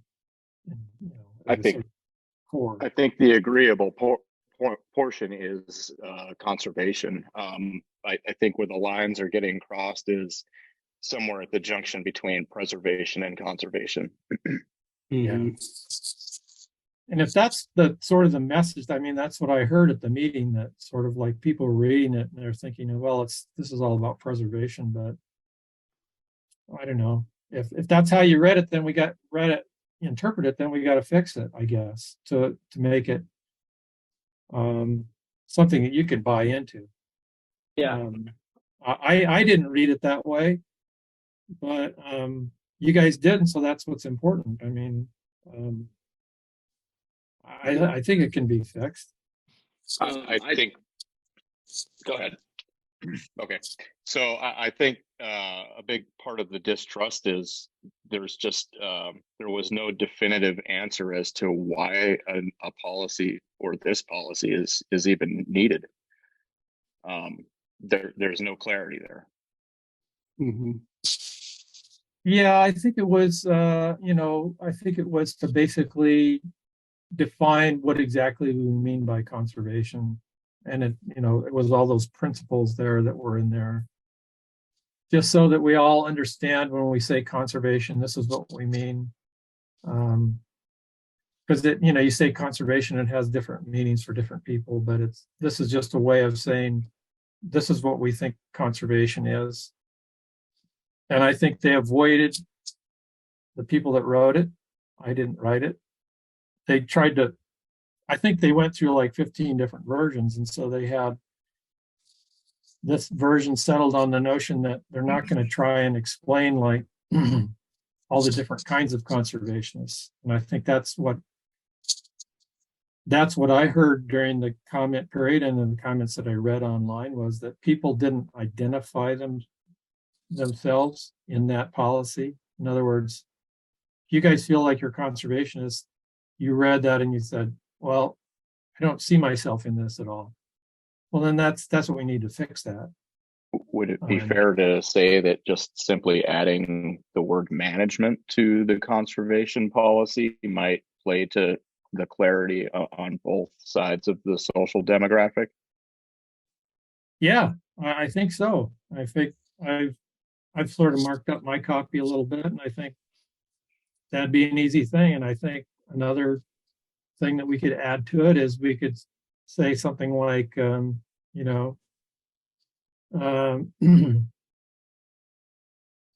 trying to. Sustainable consumptive use, something like that. Yeah, that's sort of it. Actually, sustainable use is already in there. But I mean, I was thinking like, we could have a little paragraph that says, conservation comes in different forms. People approach it in different ways. Hunters contribute through, licensing and firearms taxes, through their volunteer efforts, through all the things that you guys tell us about, we all know about. So there you could read that and you could say, okay, that's us. And you could say, bird watchers contributed conservation through various other things. So we got comments from like the forest products industry, and down in Clickitat County, they were there at the meeting. I talked to them beforehand. They didn't see themselves in there either. They thought they're conservationists. They're doing sustainable logging practices. They're trying to work with the department for western gray squirrel habitat and that kinds of things. But they didn't see themselves as being identified there as being participants in this conservation effort. So that's something we need to fix. So management, yeah, we need to put something in there that active management is one form of conservation. I mean, preservation is not a total answer. I mean, I got in this argument a lot when I worked for the Forest Service because we had these things called late successional reserves that were part of this Northwest Forest Plan that started changing the way Forest Service worked in the 90s, in the mid 90s. Changed everything, completely changed everything. And some people say, well, these are reserves, you can't do anything in them.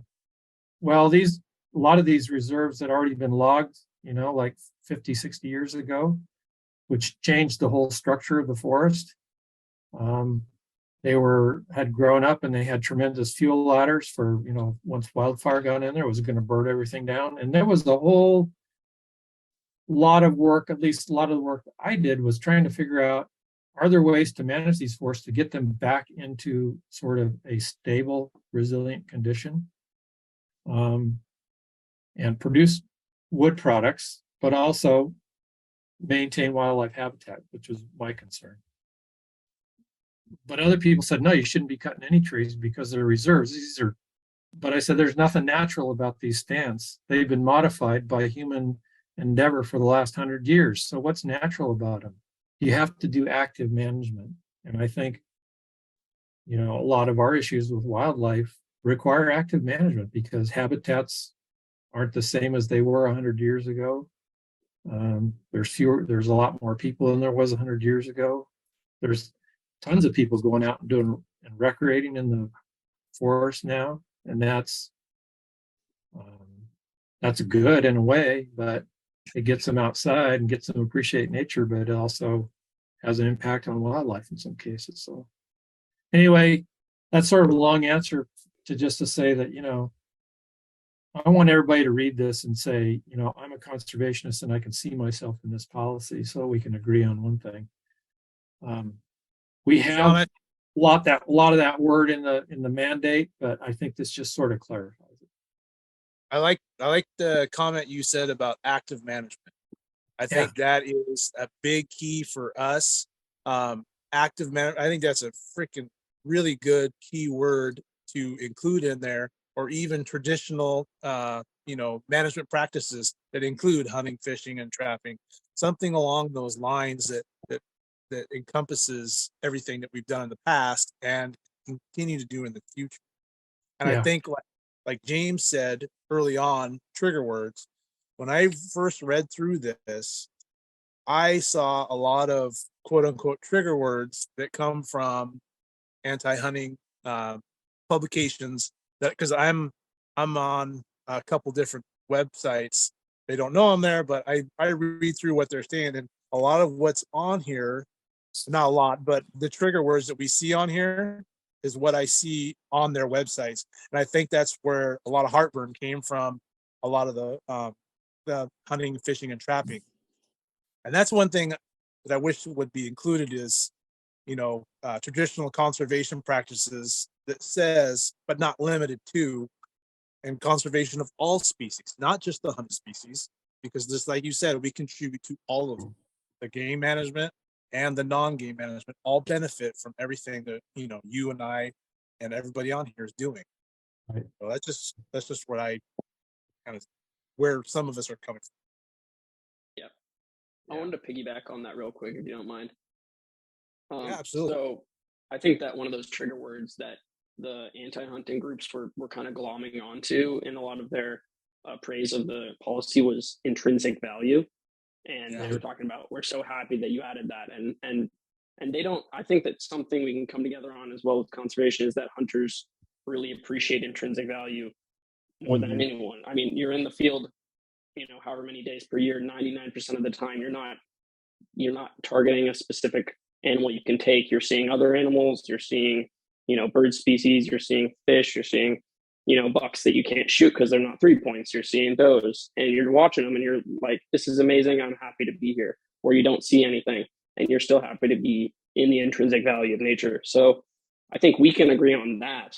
If they could agree on the fact that the North American model and hunting as a conservation method is valuable, I think we could agree on that. We could come together on that, but they're not willing to do that, it seems. So I'm trying to find a way how we can kind of bridge that gap. I talked to a lot of the anti-hunters at this meeting, at the last Seattle meeting, and they're not bad people. They just have a worldview that is different from ours. I'm new to it, like obviously, only 3 years. You guys have been here a lot longer than I have, but I can see just from the statistics and from the facts that hunting is a great conservation method. So I don't know. That's my thought on that. I don't know if you have an idea of how we can bridge that gap, John. Yeah, that's a good question. I told the director of communications at the last meeting, we had a little conversation about the session, and I said, you're the communications director. The stuff that we were doing at the meeting there, that was not really communicating. You guys were telling us your opinion, and you got 3 minutes. You gotta go, full speed. You gotta say what you want. And I don't blame you. I do the same thing. But it's not really communication, right? We communicate. I talked to Dana and Will after the meeting, and that was communication. Yeah. We're talking like real people instead of like talking points, or whatever. So I don't know how that happens. I think we're talking about that in the commission. It's like, how do we have better sort of conversations about this stuff? And I don't know about at a commission meeting or something, but maybe some kind of a forum, and I don't know how it would work, but I told the communications director, I said, this is your job, figure it out. Because you're seeing the worst side of me, when I sort of get off the rail there. And so well, just to dive into that a little bit, the communication. So the only line of communication that I've had with any of the commissioners directly is through your guys' email. Yeah. And previously to you jumping on the commission, I think I sent out probably around 30 emails personally to each commissioner. Yeah. And out of those commissioners, only one of them responded to my emails and actually had a conversation with me, and that was Jim. And we talked for a while about certain things, and I just can't understand how any of the other commissioners could ignore it for that long. And it's kind of hard for me to jump on board with some of these commissioners if they don't even respond back or give like an initial response, like, sorry, I've been so busy. Like I'm a business owner multiple times and I'm busier than hell all the time. And people use an excuse of I'm too busy all the time. And I hate that excuse. I hate it because I try to get back to everyone, even if it's a day later, 2 days later, a week later, a month later. Never got a response from a lot of those commissioners. And I haven't sent you an email yet, John, but I'm going to, and I'm going to test you on this. Hey, I try and respond. I can't remember if I responded to any of you guys, but I sent an email to Dane after the meeting. Yeah, I saw it. But I try and, if people send a message to me personally and ask me a question, I'll always try and respond. Mm-hmm.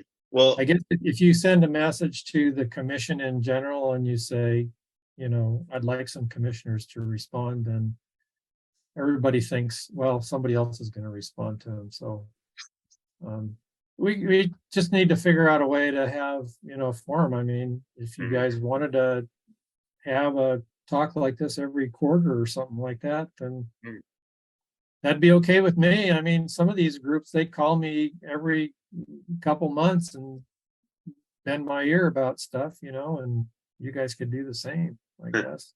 I think like a town hall meeting with, 2 or 3 different commissioners, maybe we could meet halfway in the middle someplace on a weekend and just do a town hall discussion. And wherever it's going to be, you invite, some of the public, whether they're hunters, they're not hunters, and just have them come in, kind of like a commission meeting, but not with all the stuffiness of a commission meeting, Right. The more open flow. But I Yeah, you kind just have to figure out how to make it work, you know? Yeah, well, actually, that kind of brought me into my next thing about communication. So, first, I know you're working on you're going to be doing the presentation on the North American model, and I'm actually looking forward to that. Dr. John Organ's very qualified to be doing this, so thank you for doing it. And I just wanted to see what do you hope will come out of it, and then I guess actually, continuing that part, I was watching the meeting and I saw Commissioner Smith was upset that there wasn't, I guess, someone else with a broader perspective on, and that was something I noticed. And then I guess the second question to communication is I was looking at the year at a glance page and I saw the commission will discuss public comment management, and I just wanted to see what does that mean and what will it include. That was just my part on communication because it is so important, and I just don't think open public comment works as well anymore. And I know you brought that up at the last meeting, and that's my 2 cents. I just think communication is so important right now. You saw in the year at a glance, what was the topic that you saw? It was public comment, Fish and Wildlife Commission, public comment management. Yeah. Yeah, I'd have to check on that again, but was this for August or September? This was all the way in December. Okay. Well, in September, one of the days that we normally devote to business is going to be a so-called retreat. It's open to the public. You guys can watch and everything. There's no public comment in it, but the purpose of the retreat, we were supposed to try and have it earlier in the year to sort of say, what are we going to do this year? What are our objectives and how are we going to work and all that stuff? But it just never happened.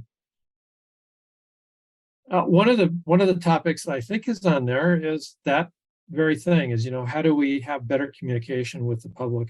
And so, do we want to keep doing what we're doing with the, public input thing and the emails and all that stuff, or do we want to have forums or have panels or something like that?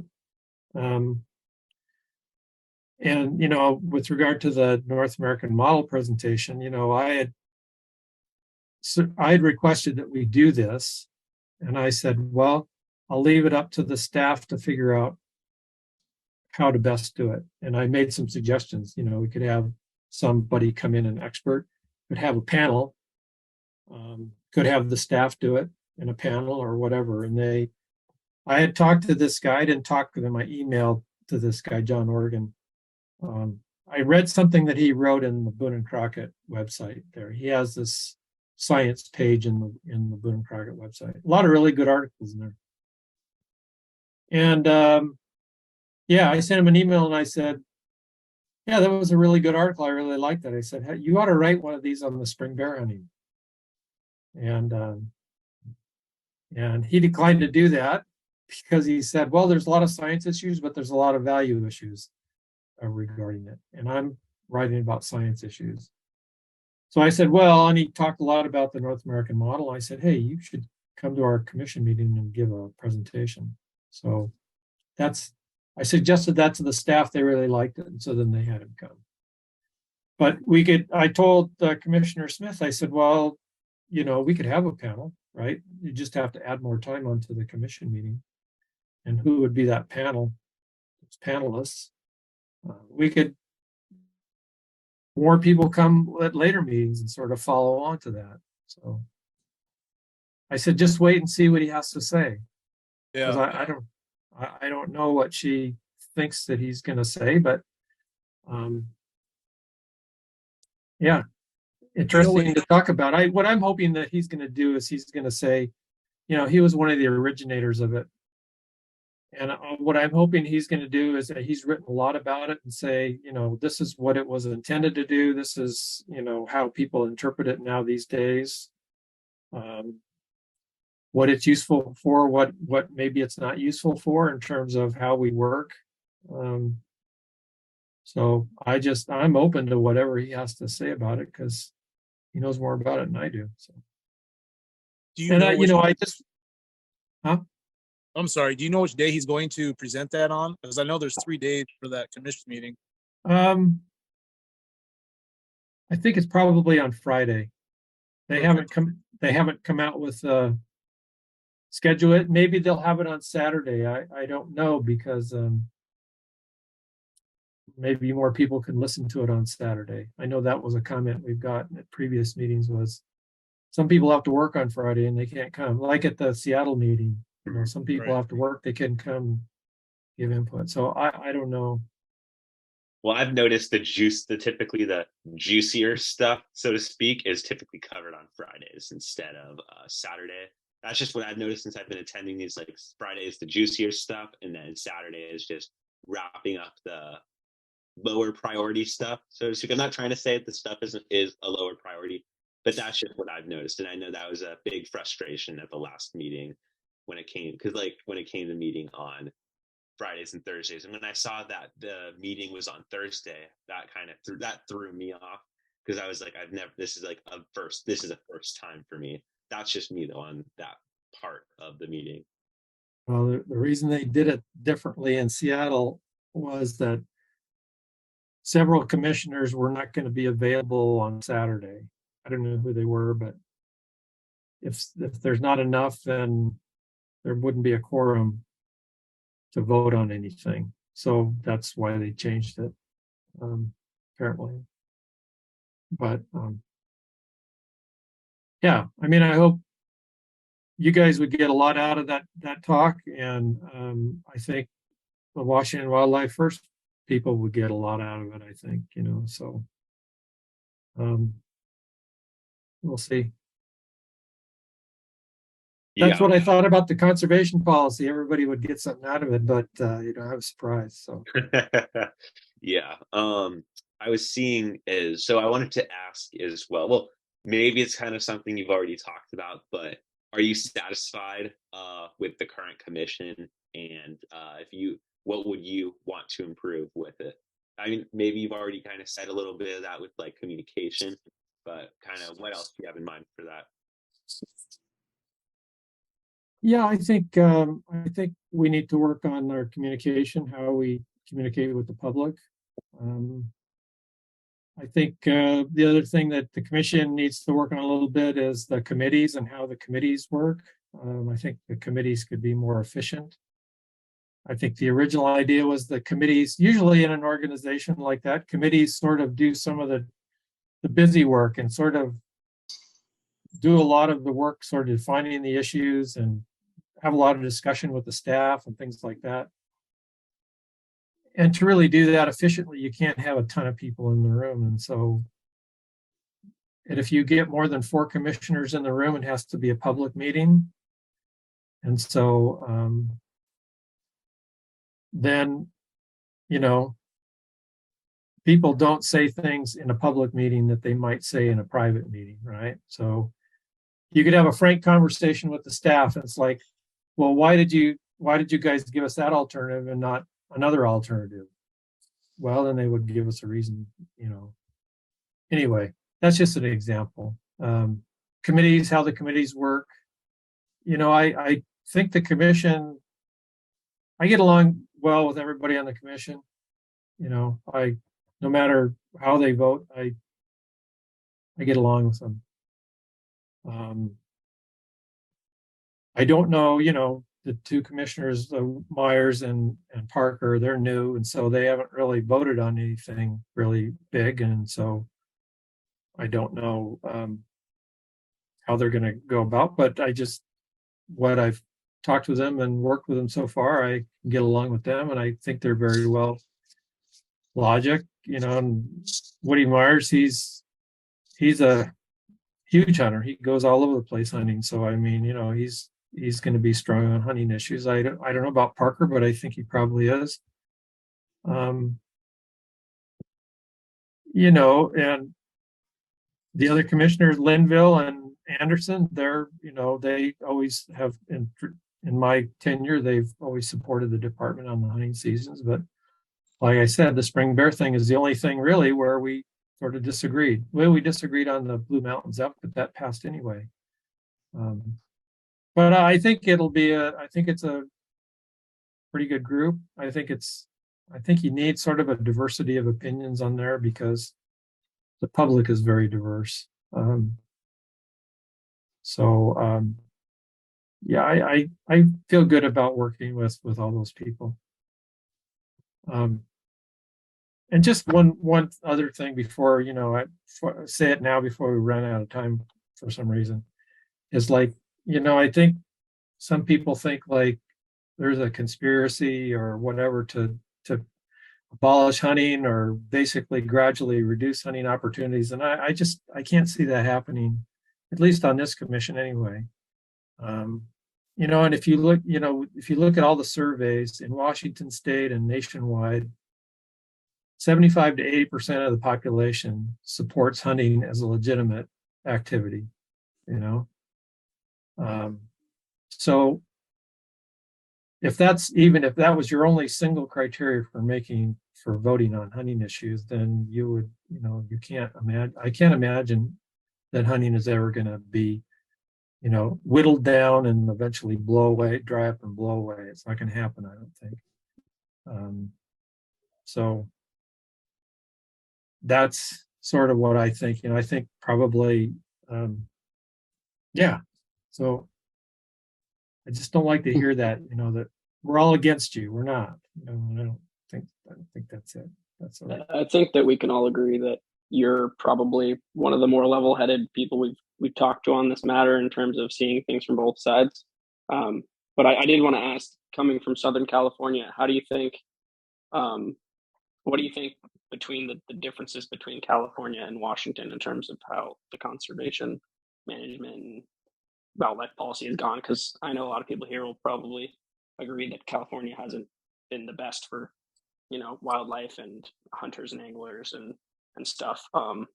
So that was once a great state for outdoor activities. I know my parents are from Northern California, and my grandparents would be, duck hunting and deer hunting. And just from what I've heard, it's not a destination anymore. It's not even on the map. So when you say there's no chance of that happening in Washington, I think that's hard to believe. I mean, anything's possible, and it's obvious that has happened in other places. So I guess from your stance, how do we keep that from happening? How do we keep Washington from going down that road?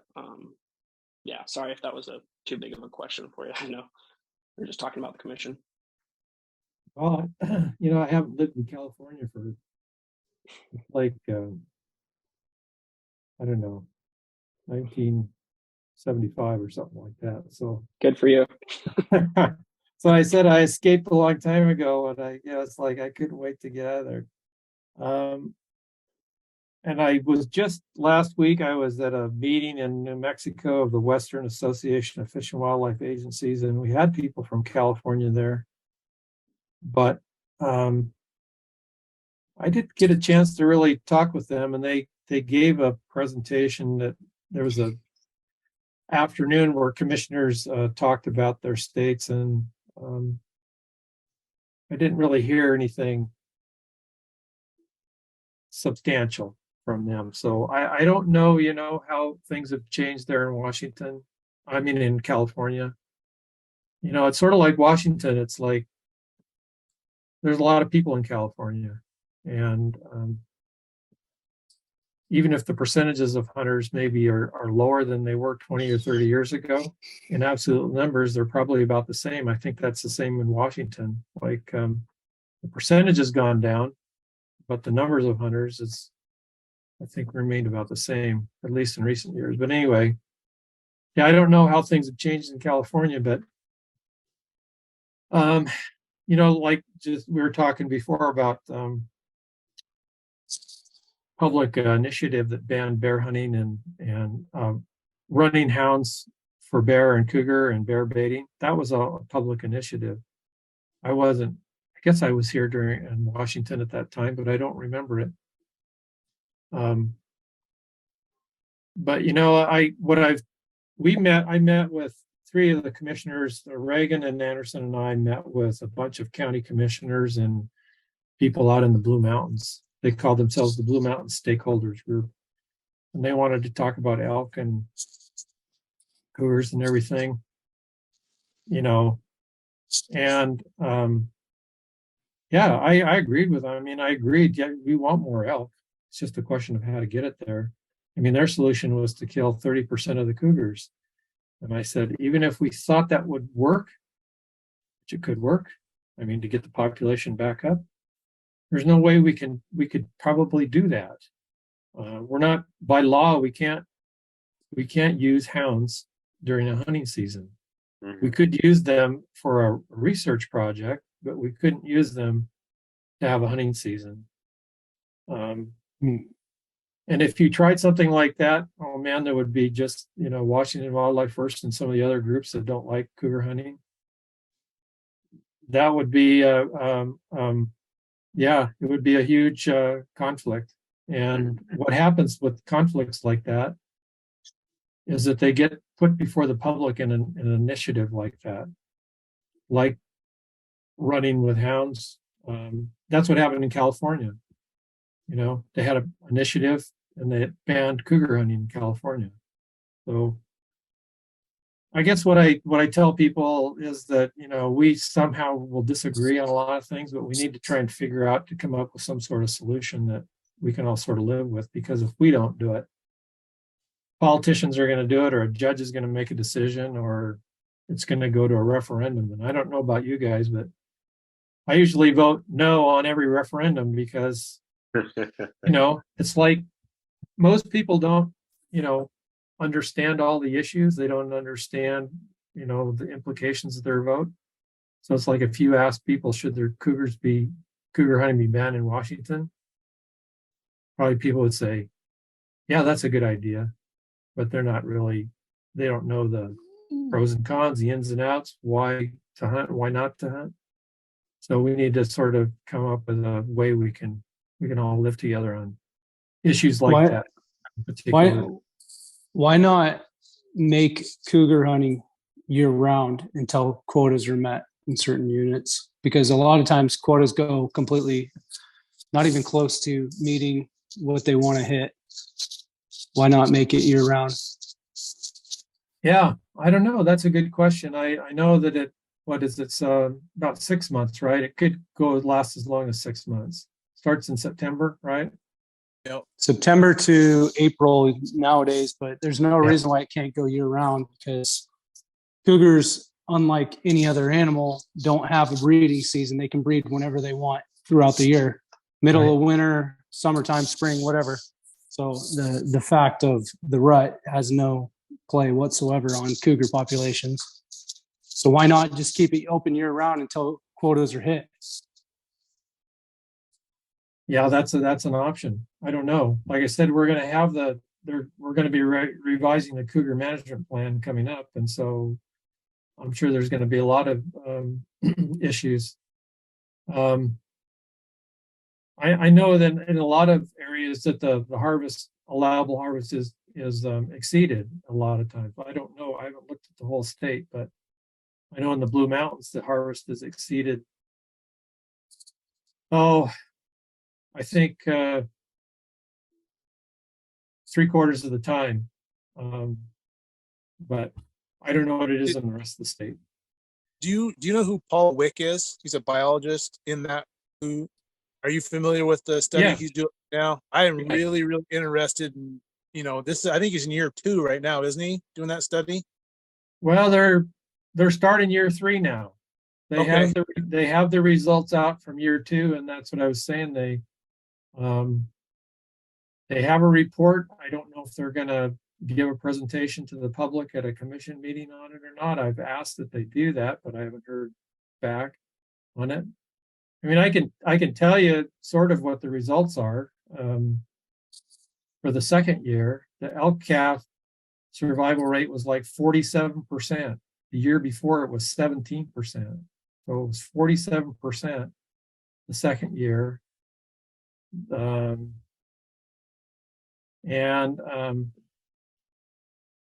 In terms of, you know, the animals, the calves that did die, cougars killed most of the ones that died.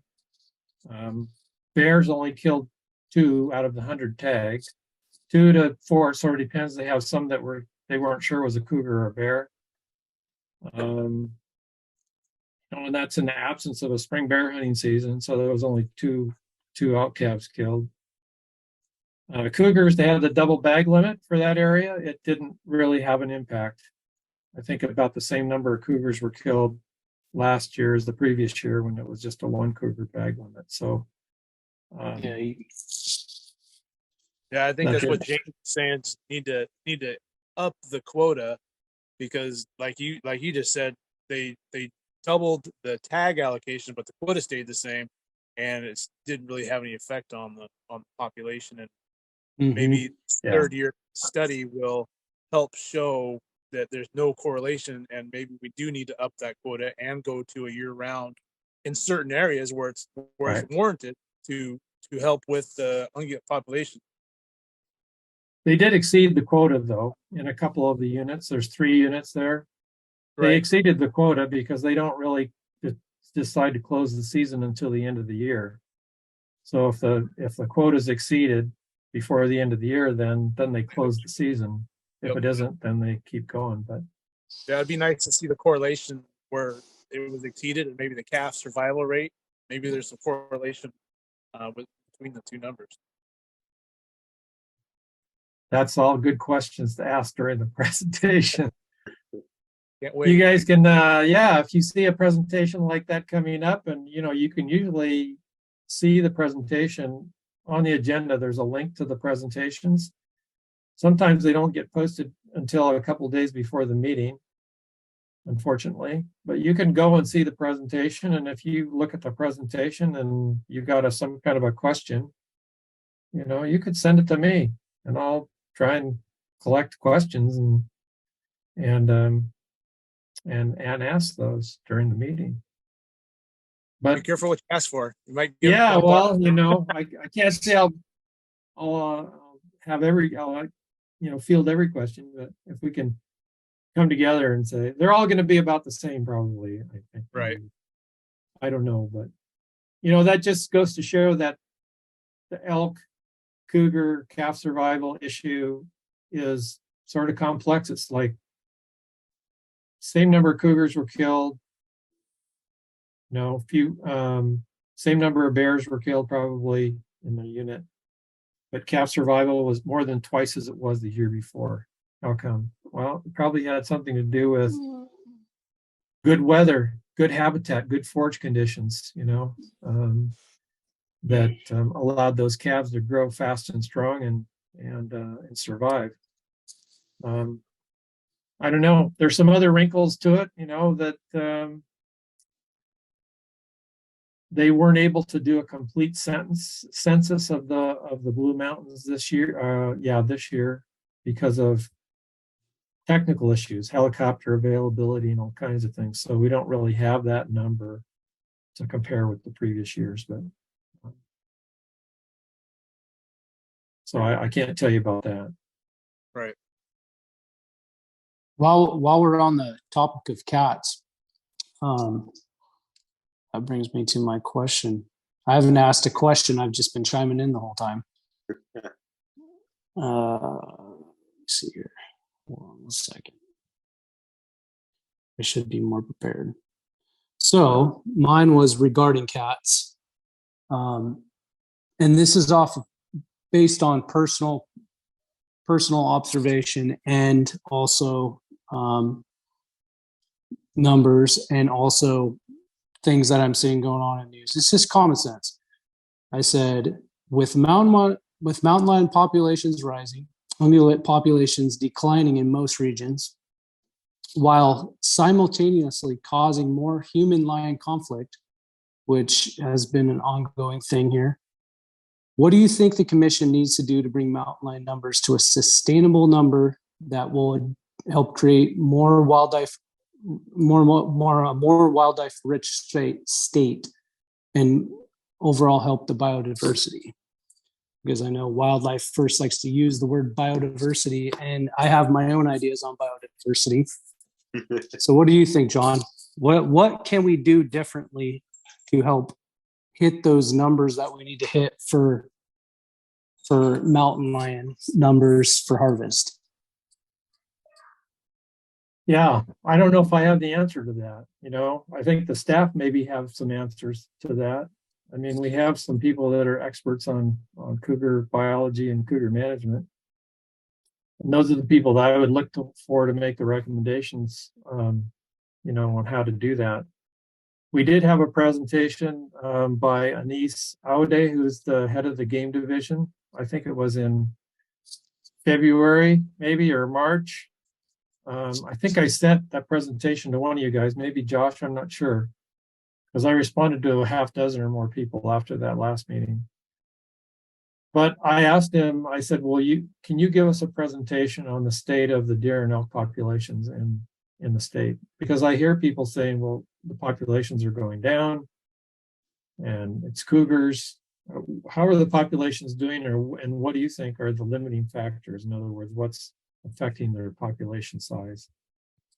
So that's available there. And most of the herds, with some exceptions, were stable. A couple of elk herds were declining somewhat.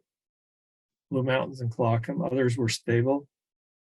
Deer, so that's all in there. So you can take a look at that and see what the staff thinks the populations are. And only on only one of those herds, deer and elk herds, did they list cats, cougars as a limiting factor, and that was for the Blue Mountains. So the question of whether, you know, do we need to kill more cats to get more deer and elk? That's an excellent question. That was sort of the question with the Blue Mountains. And I can't answer that. I don't know what it is. If the populations are super low, like in the Blue Mountains, then there's evidence from studies. There's a lot of good studies done by in Oregon by the Oregon Department of Fish and Wildlife on elk.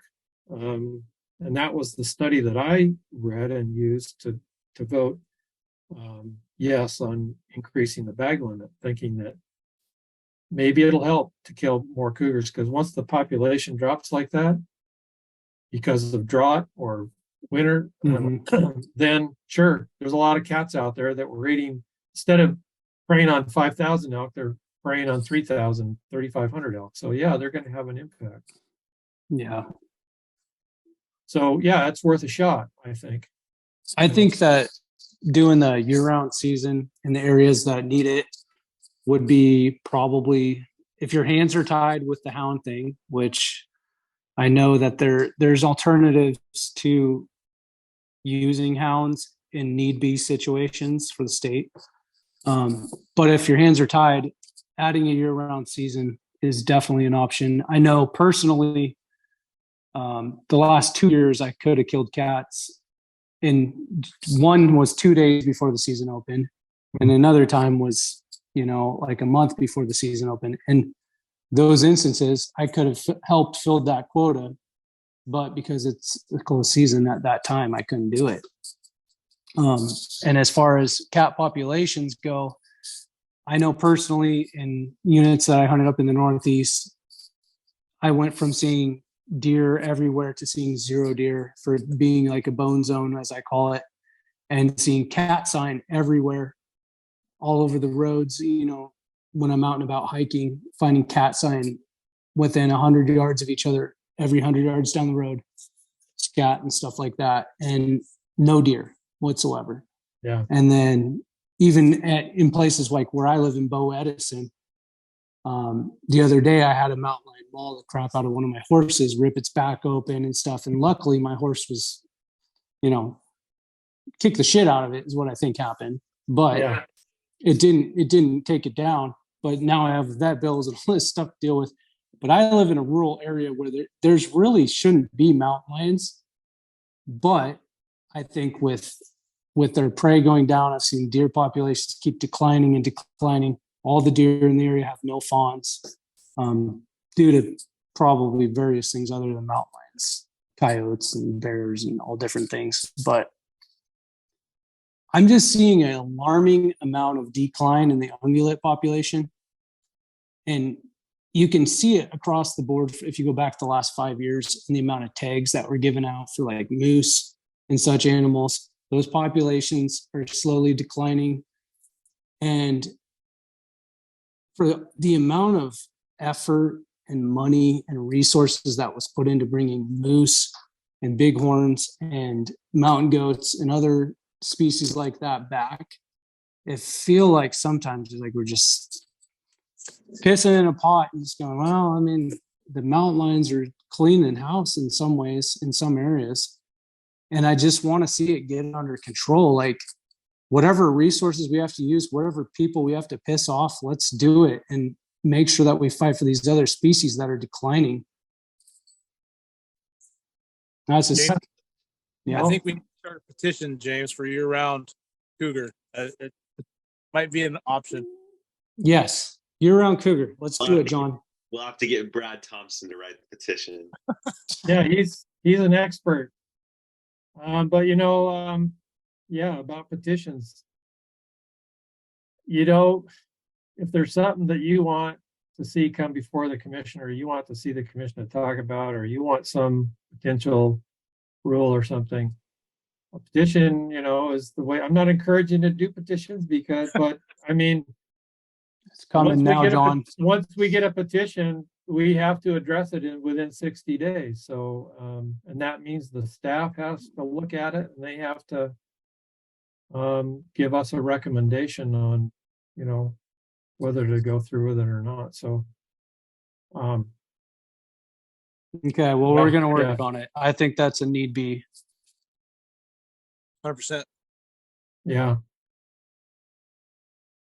And, if you have issue, like I asked them about the ungulate populations, and I wanted to talk about cougar and bear as well, but somehow that got dropped off. But those are all good issues to talk about because we hear about them all the time, and lots to talk about. Yeah, we could spend 6 hours talking about Yeah. different things and stuff. Unfortunately, we all have families and dinners and stuff to get back to. Yeah, right. Yeah, so I'll chime in. With that being said, we're hitting like a 2-hour mark. I don't know if anybody's got anything else. They want. I got king salmon I got to get to here pretty soon, but yeah. I just want to thank John for his time. I really I can't tell you how much I appreciate this. This goes a long ways with me, and I'm sure some of the other guys here. Your willingness to come on and have these difficult conversations with us, it means a lot. It means you're willing to work with us, and I just can't tell you how much I thank you for that. Yeah, thank you. You gave up your Monday night to come on here, and I know hunters can be difficult at meetings sometimes, but thank you so much. And I think honestly, this is what the public needs. This is what the commission needs. Just chatting with the regular Joe folks and just hearing them out and just getting to know each other's perspective. I just think it's really important. And I'm excited to see where communication with the public goes, because it's a big issue. And I think this is a real big first step in helping mend that communication divide. So John, I want to thank you so much for coming on and giving us your time. Gentlemen, I had a great time being on here with you guys tonight. So thank you. I would like to echo everybody else too. I really appreciate everybody being here. Really appreciate John for extending the hand for a good old-fashioned handshake here. I think it's important for everybody. I myself feel like there's been some clarity and some transparency and some understanding brought to a lot of different situations. Didn't get to a whole lot of my questions because they were answered inadvertently. So again, thank you so much. Well, it's good talking with you guys. I guess my final word would be, come to the commission meetings and give the input in person or online or whatever. But one suggestion would be, give us something positive that you like. All right, give us something. Throw us a bone, all right, and then you could tell us what you don't like, and because that's all good, we need to hear what's bad, but if but that would be nice. Yeah, I'll be at the next meeting, and I'll make sure to leave liar out of my testimony. Yeah, that would be good. Yeah, I'm thanks, gonna- Sean. Yeah. All I right. really appreciate you coming on and taking the time, even though we Thanks, don't Sean. always see eye to eye. I like that you're willing to come out and talk to hunters in a way that most commissioners aren't. So Yeah. thanks a lot. Anytime, guys. You guys have a great night. Thank you, gentlemen. All right. Thanks. Yeah. Thanks, guys. And I'm glad I didn't even have to use the mute button. So, Oh, okay. Wow, what a mediator. yeah.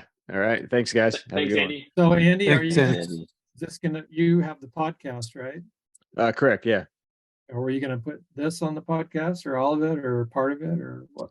Yeah. I generally, before we hit record, I'll cut the front of that off but I think we did a pretty good job of just starting right when I hit the record button, but generally I don't edit anything in or out. So if everybody's good with everything going is the way it was spoken, then I just throw it all on there. So. Okay, good. Because, all right, do you have an idea when it might be? You might make it available just so I can tell our people and they can. Yeah, it should be within the next couple of days. Okay. I'm not the greatest at the editing stuff, so it takes me a little bit of time, but I just add a front and a back to it with a short description of what went on. So it shouldn't be just a couple of days probably. Okay, good.